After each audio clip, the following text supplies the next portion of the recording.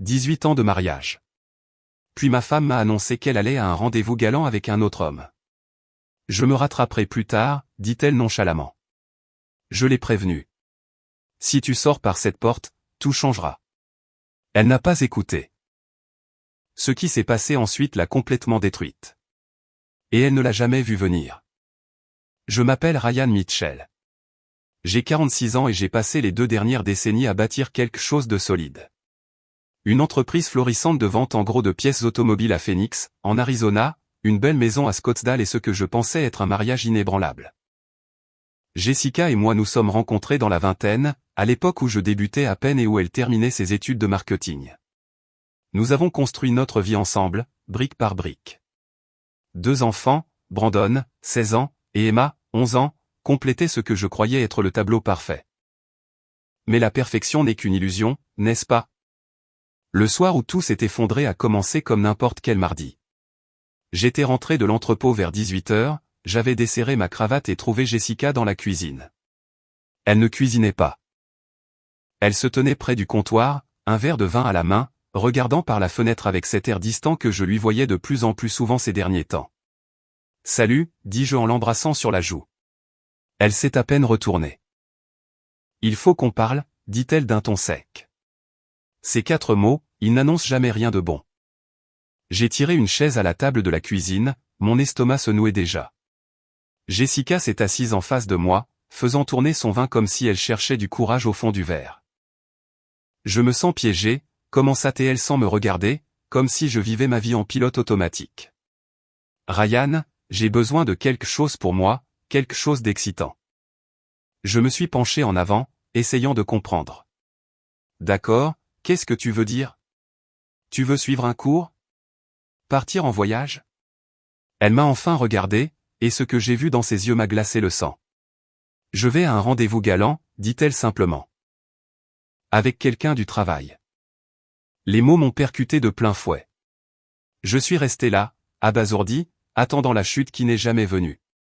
Un rendez-vous galant, répétai-je, la voix à peine plus qu'un murmure. Tu es mariée, Jessica. Nous avons des enfants. De quoi parles-tu? Elle posa son verre avec un calme délibéré. Ça n'a rien à voir avec toi, Ryan. J'ai juste besoin de me sentir vivante à nouveau. Je me rattraperai plus tard, promis. Te rattraper. Comme si elle m'empruntait la voiture pour le week-end. 18 ans de mariage et elle demandait la permission de me tromper comme s'il s'agissait d'une sorte de séparation à l'essai. Jessica, si tu sors par cette porte pour rencontrer un autre homme, il n'y aura pas de retour en arrière, dis-je, ma voix ferme malgré la rage qui montait en moi. Je te préviens. Ça va tout changer. Elle s'est levée, attrapant son sac à main sur le comptoir. Tu réagis de manière excessive. J'ai juste besoin d'espace pour savoir qui je suis. Je l'ai regardé se diriger vers la porte, chaque pas enfonçant un peu plus le couteau dans la plaie. Une partie de moi voulait l'attraper, la secouer pour lui faire entendre raison, mais je suis resté figé, agrippant le bord de la table jusqu'à ce que mes jointures blanchissent. La porte s'est refermée derrière elle, et la maison est tombée dans le silence, à l'exception du son de ma propre respiration. C'est à ce moment-là que j'ai su que la femme que j'avais épousée avait disparu, et que la bataille pour tout ce que j'avais construit ne faisait que commencer. La nuit où Jessica est partie pour son rendez-vous, je n'ai pas dormi. Je suis resté assis dans mon bureau, fixant le mur, essayant de comprendre ce qui venait de se passer. Brandon est descendu vers 22 h pour prendre une collation dans la cuisine. « Papa, où est maman ?» demanda-t-il, appuyé contre le cadre de la porte. Je me suis forcé à paraître normal. Elle est sortie avec des amis. Elle rentrera plus tard. Il a hoché la tête, mais j'ai décelé le doute dans ses yeux. À 16 ans, il était assez intelligent pour sentir quand quelque chose n'allait pas. D'accord. Bonne nuit, papa. Bonne nuit, fiston. Après qu'il soit remonté, j'ai pris mon ordinateur portable et j'ai fait quelque chose que je n'aurais jamais pensé faire. J'ai vérifié notre compte en banque. Le compte joint que Jessica et moi partagions montrait des transactions que je ne reconnaissais pas. Un dîner dans un restaurant italien chic du centre-ville, une boutique de vêtements, une visite au spa mardi dernier. Elle ne m'avait rien dit de tout cela.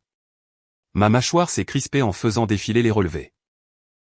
3 mois de dépenses, tout assez petites pour ne pas éveiller les soupçons immédiatement, mais qui, ensemble, dressaient un tableau clair. Elle avait planifié cela. Vers 2 heures du matin, j'ai entendu la porte du garage s'ouvrir. Jessica est entrée, ses talons claquant sur le parquet. Elle avait l'air rafraîchie. Heureuse, même. Ça m'a fait plus mal que tout. Tu es encore debout, demanda-t-elle en posant son sac sur le comptoir. Je me suis levé du canapé, en gardant mes distances. Comment s'est passé ton rendez-vous? Elle a haussé les épaules, évitant mon regard. C'était bien. Écoute, Ryan, je sais que tu es contrarié. Mais ça ne te concerne pas. Ça ne me concerne pas? Ma voix s'est élevée malgré mes efforts pour rester calme. Jessica, tu es ma femme. Tu es la mère de nos enfants. Tout ce que tu fais nous affecte. Elle s'est tournée vers moi, son expression se durcissant. J'en ai marre d'être seulement la femme de Ryan ou la mère des enfants. J'ai besoin d'être moi. Et qui est ce type avec qui tu as besoin d'être toi-même, demandai-je en m'approchant. Comment s'appelle-t-il? Tyler, dit-elle avec défi. C'est un directeur des ventes au travail. Il m'écoute, Ryan. Il me fait sentir que j'existe. Tyler. Maintenant, le fantôme avait un nom. Depuis combien de temps, demandai-je doucement. Elle a hésité. Quelques mois. Ça a commencé par de simples discussions, mais... Quelques mois. La trahison m'a frappé comme un coup de poing. Tu me mens depuis des mois. Jessica a attrapé son sac et s'est dirigée vers les escaliers. Je ne veux pas en parler ce soir. Je suis épuisé. Je l'ai regardé s'éloigner, chaque pas enfonçant le couteau un peu plus. Mais alors que la porte de la chambre se fermait à l'étage, quelque chose a changé en moi. La douleur a commencé à se cristalliser en autre chose. De la détermination. Elle voulait jouer à des jeux. Très bien. Mais elle avait sous-estimé son adversaire. Le lendemain matin, j'ai pris une décision. J'ai appelé mon frère Kyle. J'ai besoin de ton aide, dis-je quand il a décroché. Jessica a une liaison et je dois tout savoir. Kyle n'a pas hésité. Je connais quelqu'un, le meilleur détective privé de Phoenix. Laisse-moi passer un coup de fil. En raccrochant, j'ai regardé la photo de famille sur mon bureau. Jessica, moi, Brandon et Emma, tous souriant lors de vacances à la plage il y a 3 ans. Cette version de nous avait disparu. Il était maintenant temps de se battre pour ce qui restait. Vendredi matin, j'ai retrouvé Kyle dans un dîner près de mon entrepôt. Il était déjà là quand je suis arrivé, sirotant une tasse de café noir. Mon frère aîné avait toujours été le plus stable, un entrepreneur en électricité prospère qui avait connu son lot de revers. Tu as une sale mine, dit Kyle alors que je me glissais dans la banquette. Je me sens encore plus mal, répondis-je, en commandant un café à la serveuse. Merci de me rencontrer. Kyle se pencha en avant, l'air sérieux. Raconte-moi tout. J'ai tout déballé. L'annonce de Jessica, le rendez-vous, les relevés bancaires, Tyler Brooks. À chaque détail, la mâchoire de Kyle se crispait. 18 ans, dit-il en secouant la tête, et elle jette tout ça en l'air pour un petit con de son bureau. Apparemment. Je touillais mon café, l'épuisement pesant sur moi. J'ai besoin de savoir à quoi j'ai affaire, Kyle. Est-ce juste une liaison émotionnelle, ou est-ce que c'est allé plus loin? Kyle sortit son téléphone. J'ai appelé Greg Whittaker ce matin. Le meilleur détective privé du secteur. Il est cher, mais il vaut chaque centime. Il a fait du travail de surveillance pour un de mes clients qui traversait un divorce difficile. Le type est un vrai limier. Il m'envoya le numéro de Greg par SMS.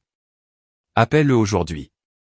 Plus tôt tu sauras à quoi tu es confronté, plus tôt tu pourras te protéger, toi et les enfants. Et pour Jessica, demandai-je. Une partie de moi voulait encore arranger les choses. L'expression de Kyle se durcit. Ryan, écoute-moi. La femme que tu as épousée n'aurait pas fait ça. Quelle que soit la personne que Jessica est devenue, elle ne pense ni à toi ni à ses enfants. Tu dois l'accepter et commencer à protéger ce qui compte. Ces mots faisaient mal parce qu'ils étaient vrais. Il y a autre chose, continua Kyle. Tu dois voir un avocat. Même si tu n'es pas prêt à déposer une demande, tu dois connaître tes options. Amanda Foster. Elle s'est occupée du cas de garde de mon pote. Elle est coriace et ne fait pas de prisonnier. J'ai hoché la tête, sentant le poids de la réalité s'installer. Il ne s'agissait plus seulement d'un mariage qui s'effondrait. C'était une question de survie. Encore une chose, dit Kyle, sa voix baissant. Ne laisse pas Jessica savoir ce que tu fais.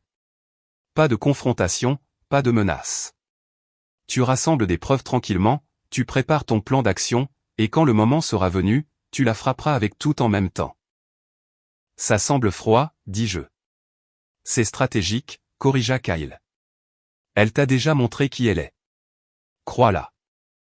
Après le petit déjeuner, je me suis assis dans ma camionnette et j'ai appelé Greg Whittaker. Il a répondu à la deuxième sonnerie. Greg Whittaker. Monsieur Whittaker, je m'appelle Ryan Mitchell. Mon frère Kyle m'a donné votre numéro. J'ai besoin de votre aide. Dites-moi ce qui se passe, dit Greg, sa voix professionnelle mais pas dénuée de gentillesse. J'ai expliqué la situation, la liaison de Jessica, Tyler Brooks, le besoin de preuves. Je peux vous aider, dit Greg. Mais j'ai besoin de tout ce que vous avez. Numéro de téléphone, adresse, horaire de travail.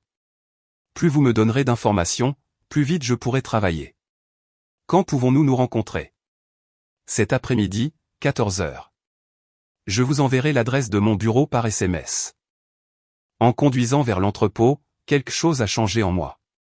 La douleur était toujours là, mais en dessous, il y avait quelque chose de plus dur, de plus aigu. Une détermination à protéger mes enfants et tout ce que j'avais construit. Jessica voulait jouer à des jeux. Elle était sur le point d'apprendre que je ne jouais pas pour perdre. Le bureau de Greg Whittaker était niché dans un immeuble banal du centre-ville de Phoenix. Rien d'extraordinaire, juste fonctionnel, ce qui me disait qu'il dépensait son argent pour des résultats, pas pour les apparences. L'homme lui-même avait la fin de la cinquantaine, les cheveux gris coupés courts, portant un jean et un polo. Ancien militaire, si j'en jugeais par sa posture. Ryan Mitchell, demanda-t-il en tendant la main. C'est moi, dis-je en la lui serrant. Sa poignée était ferme, confiante. Asseyez-vous, dit Greg, désignant une chaise en face de son bureau. Kyle dit beaucoup de bien de vous. Il dit que vous êtes dans une situation difficile. Je lui ai tendu un dossier que j'avais préparé, relevés bancaires imprimés, l'horaire de travail de Jessica, les informations sur Tyler Brooks que j'avais trouvées sur LinkedIn, et des captures d'écran de dépenses suspectes. Greg a parcouru les documents, son expression illisible. Après quelques minutes, il a levé les yeux. Votre femme n'est pas très subtile, dit-il. C'est une bonne chose pour nous. Ça facilite mon travail. Voulez-vous savoir si ce Tyler est le seul? La question m'a frappé comme un coup de poing. Vous pensez qu'il pourrait y en avoir d'autres? D'après mon expérience, quand quelqu'un est prêt à jeter un mariage de 18 ans de cette manière désinvolte, ce n'est généralement pas son premier rodéo, dit Greg sans détour. Mais nous le découvrirons. Je la mettrai sous surveillance, je suivrai ses mouvements, je documenterai tout. Photos, vidéos, tout le nécessaire. Mon estomac s'est retourné à cette pensée, mais j'ai hoché la tête. Combien de temps? Donnez-moi une semaine. Peut-être 2 si elle est prudente. Mais d'après ce que vous me montrez, elle ne fait pas beaucoup d'efforts pour le cacher. Greg se pencha en arrière dans son fauteuil. Je dois vous demander. Êtes-vous préparé à ce que je pourrais trouver? J'ai pensé à Brandon et Emma. À la maison que nous avions construite ensemble. À 18 ans de souvenirs qui me semblaient maintenant souillés. J'ai besoin de connaître la vérité, dis-je fermement. Quelle qu'elle soit. Très bien. Greg sortit un contrat. Ma provision est de 5000 $.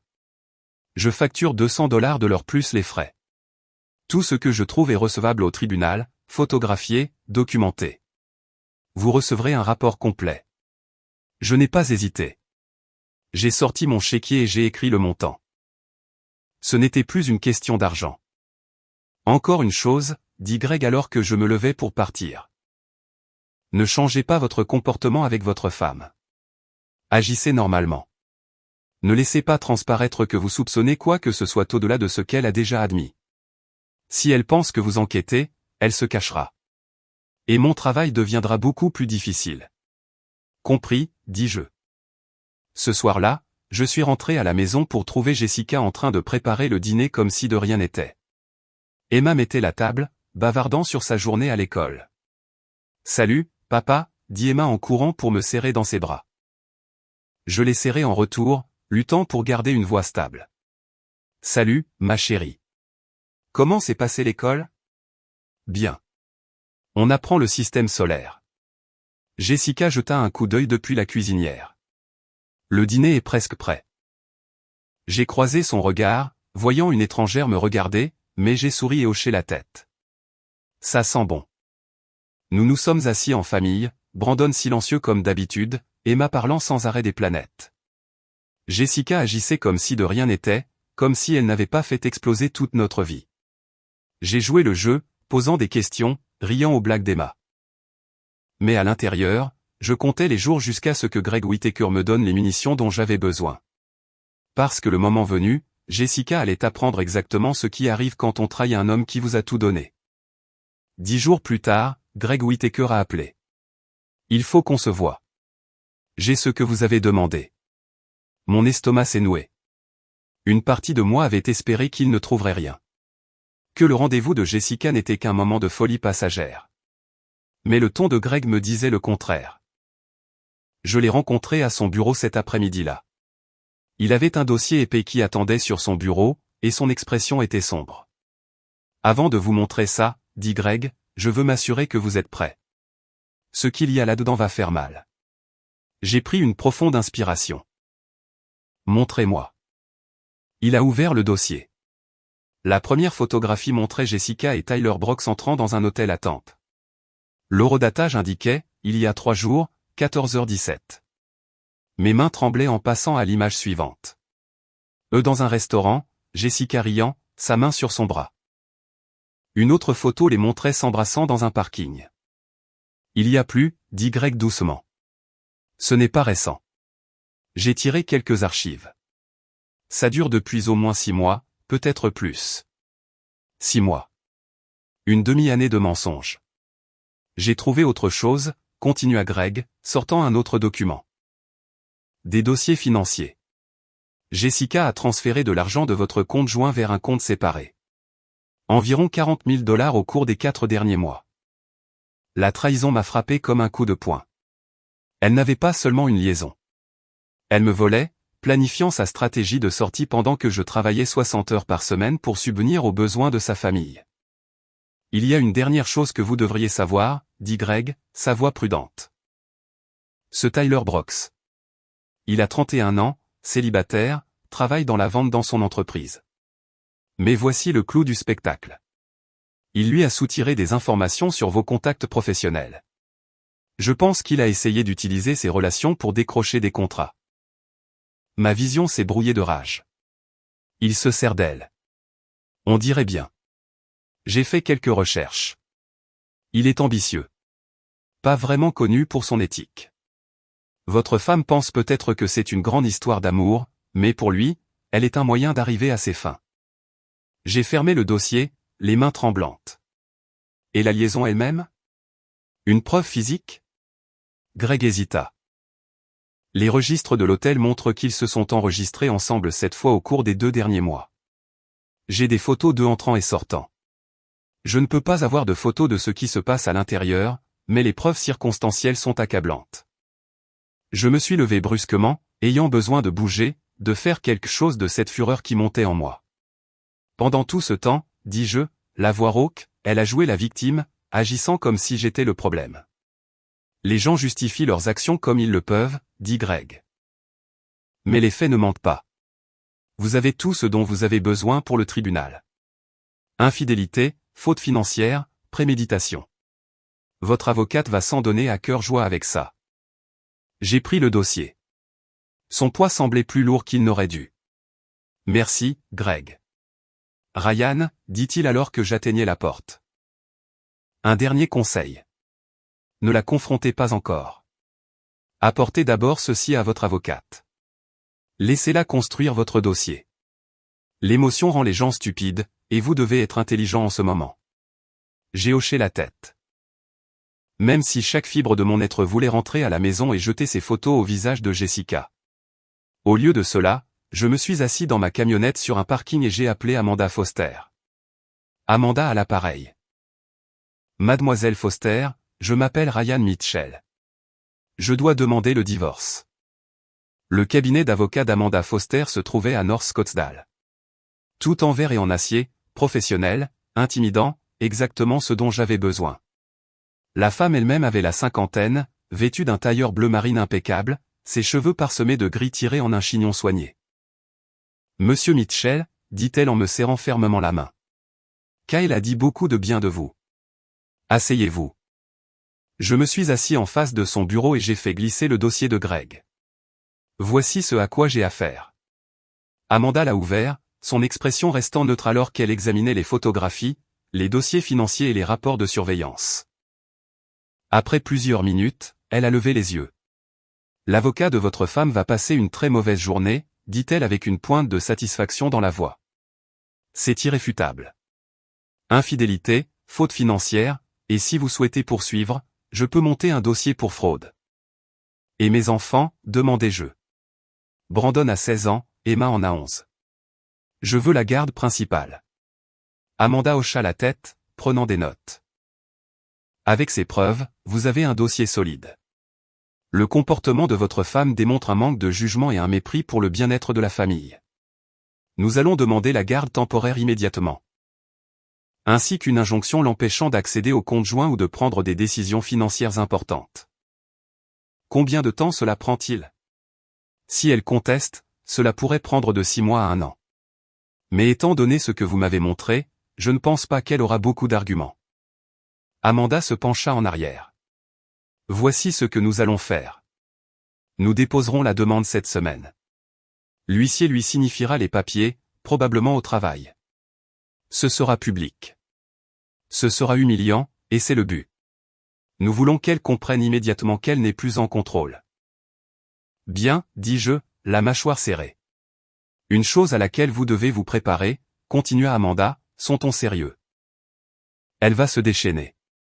Les femmes comme votre femme, quand elles réalisent qu'elles ont été prises, deviennent désespérées. Elle essaiera de vous faire passer pour le méchant. Abusif, contrôlant, n'importe quel récit qui, selon elle, fonctionnera. Vous devez tout documenter à partir de maintenant. Chaque conversation, chaque SMS, chaque interaction, compris? Avez-vous un endroit où les enfants peuvent rester quelques jours après qu'elle aura reçu les papiers, demanda Amanda. Les choses pourraient mal tourner. J'ai pensé à Kyle. Chez mon frère. Ils peuvent y rester si besoin. Bien. Amanda se leva, tendant la main. Je ferai rédiger les papiers pour demain. Vous faites ce qu'il faut, Ryan. Vos enfants ont de la chance d'avoir un père prêt à se battre pour eux. En quittant son bureau, j'ai ressenti quelque chose que je n'avais pas ressenti depuis des semaines. De l'espoir. Pas pour mon mariage, qui était mort et enterré, mais l'espoir de pouvoir sauver quelque chose des décombres. Que Brandon et Emma s'en sortiraient indemnes. Ce soir-là, j'ai fait asseoir Brandon dans mon bureau. À 16 ans, il méritait de savoir ce qui allait arriver. Papa, qu'est-ce qui se passe? Demanda-t-il, sentant la gravité du moment. J'ai pris une profonde inspiration. Ta mère et moi, nous allons divorcer. Je dépose les papiers cette semaine. Son visage pâlit. À cause de son rendez-vous? Il en savait donc plus que je ne le pensais. Oui, mon grand. Ça et beaucoup d'autres choses. Je me bats pour avoir ta garde et celle d'Emma. J'ai besoin que tu me fasses confiance. Je fais ça pour vous protéger tous les deux. Brandon est resté silencieux un long moment. Puis il m'a regardé. Papa, je veux rester avec toi. Quoi qu'il arrive, je veux rester avec toi. Ces mots ont brisé quelque chose en moi, mais je me suis contenu. Je vais m'assurer que ce soit le cas. Après son départ, j'ai regardé la photo de famille sur mon bureau. Le dernier vestige d'une vie qui n'existait plus. Demain, la guerre commencerait pour de bon. Et cette fois, j'étais prêt. L'huissier a signifié les papiers à Jessica au travail un jeudi après-midi. Je n'étais pas là pour le voir, mais l'ami de Kyle qui travaillait dans le même bâtiment me l'a raconté. Elle est sortie de son bureau, le visage blême, serrant l'enveloppe comme si elle allait exploser. Elle a fait irruption par notre porte d'entrée à 18h, les papiers à la main, le visage tordu de rage. « C'est quoi ce bordel ?» a crié Jessica, jetant les papiers du divorce sur le comptoir de la cuisine où j'aidais Emma à faire ses devoirs. « Emma, va dans ta chambre, ma chérie, dis-je calmement. Ma fille nous a regardés, la peur dans les yeux, mais elle a obéi. Quand elle fut à l'étage, je me suis tourné vers Jessica. C'est exactement ce que ça dit.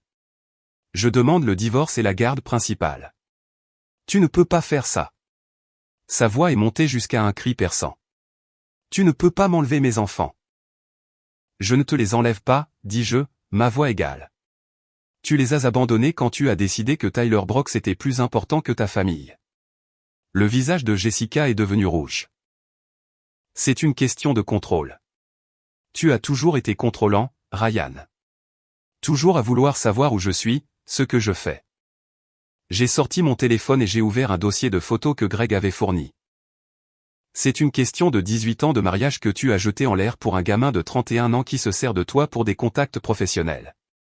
Pensais-tu vraiment que Tyler tenait à toi, ou est-ce que tu t'en fichais qu'il te manipule? Ses yeux se sont écarquillés en voyant les photos. Tu m'as fait suivre. Tu as violé ma vie privée. Tu as volé $40 000 de notre compte joint, dis-je, ma voix se durcissant. Tu mens depuis 6 mois. Tu n'as pas le droit de me parler de vie privée. Jessica s'est agrippée au comptoir, son défi s'effondrant. Ryan, s'il te plaît. On peut arranger ça. J'ai fait une erreur, mais on peut s'en sortir. Non, dis-je fermement. Tu ne peux pas jouer la victime maintenant. Tu as fait ton choix. Maintenant, tu vis avec les conséquences. Elle a essayé une autre approche, sa voix s'adoucissant. Pense aux enfants. Brandon et Emma ont besoin de leur mère. Ne leur fais pas ça. Je pense aux enfants, répondis-je. C'est pourquoi je m'assure qu'ils aient un parent stable. Tu pourras avoir un droit de visite supervisé. Le tribunal décidera du reste. L'expression de Jessica a changé en quelque chose de laid. Tu vas le regretter. Je vais dire à tout le monde ce que tu as fait. Je ferai en sorte que tout le monde sache quel genre d'homme tu es vraiment. Vas-y, dis-je en la regardant dans les yeux. J'ai 18 ans de bon mari et de bon père derrière moi. Tu as 6 mois de reçus d'hôtel et de mensonges. On verra qui les gens croiront. Elle a attrapé son sac et s'est précipitée vers la porte, puis s'est retournée. Ce n'est pas fini, Ryan. Si, ça l'est. Après son départ, Brandon est descendu. Il avait manifestement écouté. Papa, est-ce qu'on va s'en sortir, demanda-t-il doucement. J'ai passé mon bras autour de ses épaules. Oui, fiston. On va s'en sortir très bien. 2 jours après que Jessica a reçu les papiers, elle a lancé une bombe sur Facebook. Je me suis réveillé le samedi matin avec des dizaines de notifications, des amis, des collègues, même des clients m'envoyant des messages à propos de sa publication. J'ai ouvert Facebook et j'ai senti mon estomac se retourner. Après 18 ans de mariage, j'ai enfin trouvé le courage de dire ma vérité, avait écrit Jessica. J'ai enduré des années de manipulation émotionnelle et de contrôle. Mon mari m'a isolé de mes amis, a surveillé mes moindres faits et gestes et m'a fait sentir que je perdais la tête. Je suis resté pour mes enfants. Mais je ne peux plus le faire. À tous ceux qui sont dans une situation similaire, vous n'êtes pas seuls. Dites votre vérité histoire de survivante. La publication avait plus de 200 réactions et des dizaines de commentaires, principalement de ses amis offrant leur soutien, mais certains étaient plus sceptiques. Mon téléphone a sonné. C'était Kyle. Tu as vu ces saloperies, a exigé mon frère. À l'instant. Ryan, tu dois répondre. Elle détruit ta réputation. Amanda m'a dit de ne pas m'engager, dis-je, bien que mes mains tremblaient de colère. Laisse-la creuser sa propre tombe. Au moins, fais des captures d'écran de tout. C'est de la diffamation. Ton avocate peut s'en servir. J'ai passé l'heure suivante à documenter la publication de Jessica et chaque commentaire. Puis quelque chose d'inattendu s'est produit. Un commentaire de Rachel Coleman, une des amies de longue date de Jessica. Jess, je t'aime, mais ça ne tient pas la route. Ryan n'a été que soutien pour toi. Peut-être que tu devrais gérer ça en privé. En quelques minutes, le commentaire de Rachel a été supprimé et Jessica l'avait bloqué. Puis mon téléphone a sonné. C'était Rachel. Ryan, je suis tellement désolée, dit-elle immédiatement.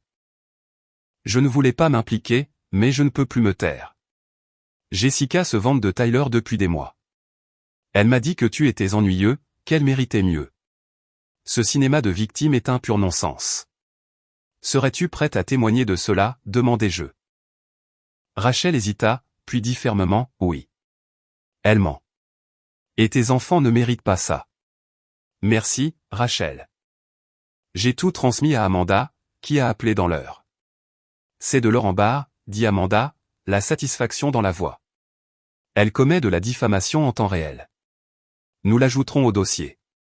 Et le témoignage de Rachel, ça va détruire la crédibilité de Jessica. Cet après-midi-là, j'ai reçu un autre appel d'un numéro que je ne reconnaissais pas, Monsieur Mitchell, ici Victoria Brox, l'ex-femme de Tyler. Mon cœur s'est emballé.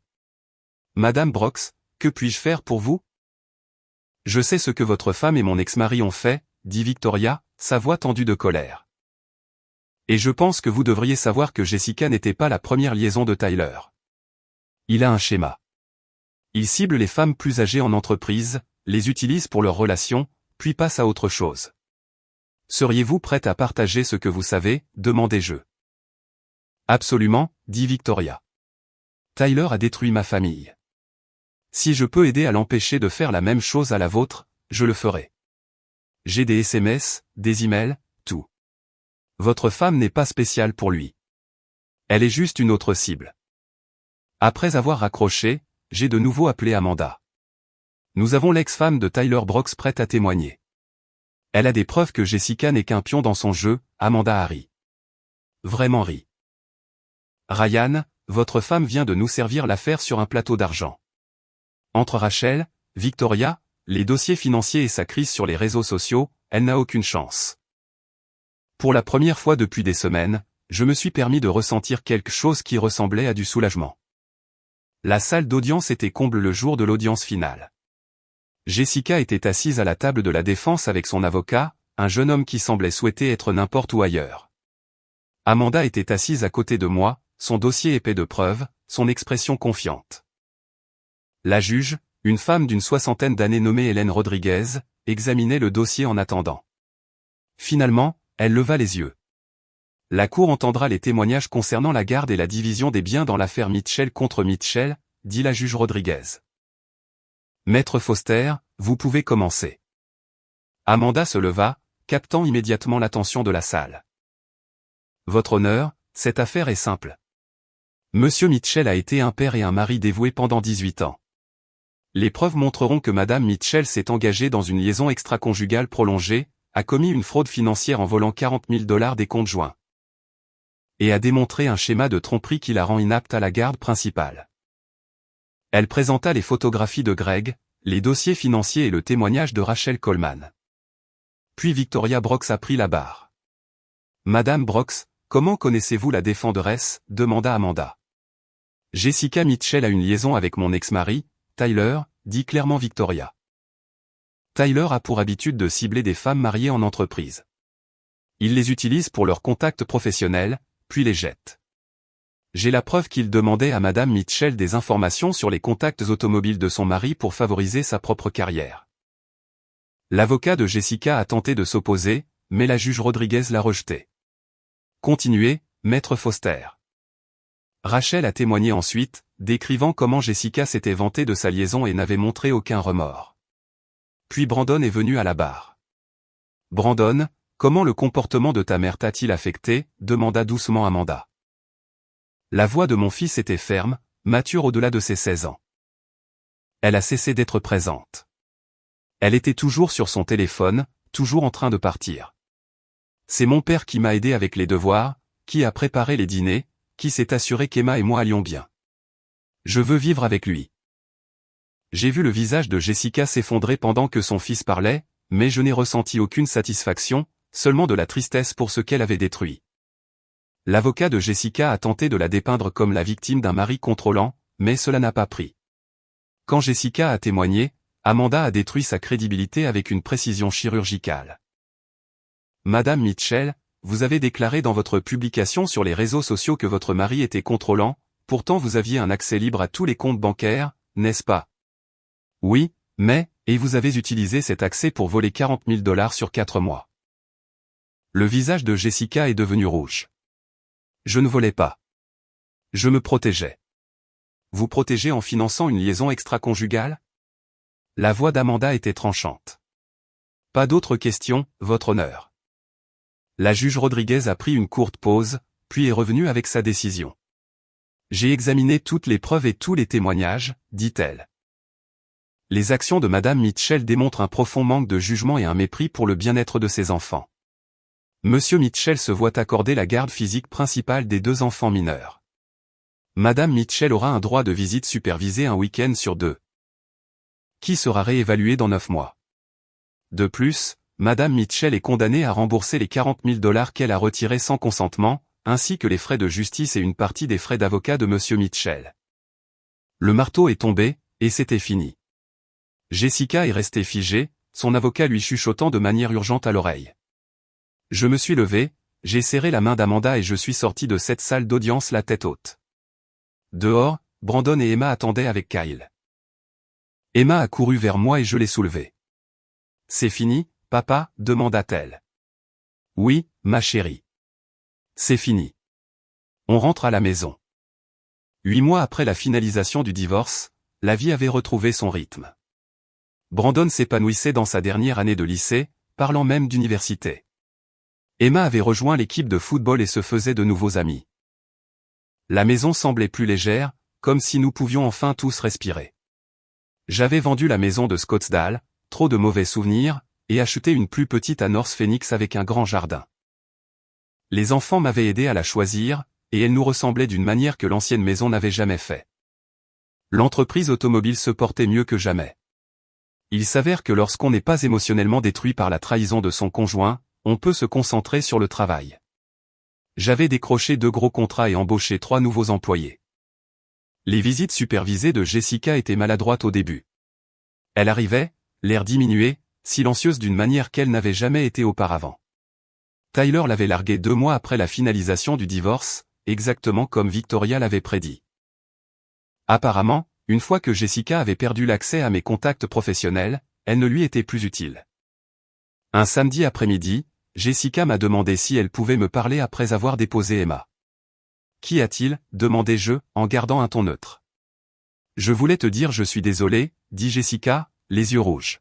« Pour tout. J'ai détruit notre famille parce que j'étais égoïste et stupide. Je n'attends pas de pardon, mais je voulais que tu saches que je le regrette. » Tout. Je l'ai observé un long moment. La colère qui m'avait soutenu pendant le pire avait disparu, remplacée par quelque chose qui ressemblait à de la pitié. « J'apprécie que tu dises ça » dis-je finalement. « Mais ça ne change rien. Tu as fait des choix et nous devons tous vivre avec. » « Je sais » murmura-t-elle. « Puis-je demander une chose? Puis-je avoir plus de temps avec les enfants? Je veux reconstruire ces relations. » J'ai pensé à Brandon et Emma. À leur droit d'avoir une relation avec leur mère si elle était prête à faire les efforts nécessaires. Si tu peux prouver au tribunal que tu es stable, un travail, une thérapie, plus de Tyler ou de types comme lui, alors nous pourrons parler de modifier l'arrangement de garde. Mais c'est à toi de le mériter. Jessica hocha la tête, des larmes coulant sur son visage. Merci, Ryan. Je ferai mieux. Je le promets. Alors qu'elle partait, j'ai ressenti quelque chose d'inattendu. De l'espoir. Pas pour nous, mais pour qu'elle devienne quelqu'un que nos enfants pourraient à nouveau respecter. Ce soir-là, je faisais un barbecue dans le jardin pendant que Brandon jouait à la balle avec Emma. Kyle est passé avec des bières et sa fameuse salade de pommes de terre. « Tu as l'air heureux » dit mon frère en me tendant une bière fraîche. « Je le suis » répondis-je. En regardant mes enfants rire. Ça a été l'enfer pour en arriver là, mais oui, je suis heureux. Tu as bien fait, petit frère. Tu as protégé ces enfants et gardé ta dignité. C'est ce qui compte. Plus tard, après que tout le monde soit allé se coucher, je suis resté sur la terrasse arrière à regarder les étoiles. 18 ans de ma vie avaient été construits sur des fondations qui se sont avérées être du sable. Mais des décombres, j'avais construit quelque chose de plus solide. Un foyer où mes enfants se sentaient en sécurité. Où l'honnêteté comptait. Où nous n'avions pas à marcher sur des œufs. Jessica avait essayé de me détruire. Mais elle avait échoué, parce que j'avais appris quelque chose d'important à travers tout cela. La force, ce n'est pas de ne jamais tomber. C'est de se relever, de se dépoussiérer et de se battre pour ce qui compte. Et c'est exactement ce que j'avais fait.